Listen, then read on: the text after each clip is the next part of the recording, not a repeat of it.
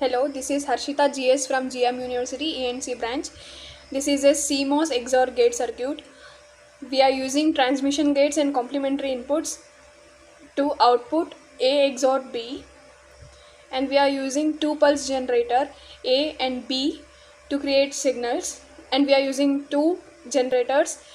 We are using two inverters A1 and A2 to generate complements of A bar and B bar, and in the center we are having 4 PMOS transistors and 4 NMOS transistors to configure route either A or B to the output depending on the combination. When A is equal to 0 and B will be 1, A bar is equal to 1 and B bar is equal to 0.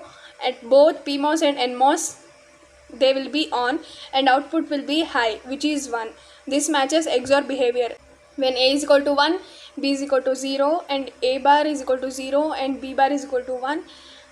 And when A is equal to 1 and B is equal to 0, A bar is equal to 0 and B bar is equal to 1. At both PMOS and NMOS, it will be on for output is equal to 1.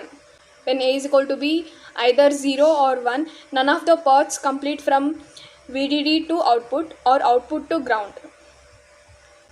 Output is either floating or weakly pulled to logic low depending on actual transistor behavior. Effectively, the output will be 0. For A is equal to B, the output will be 0.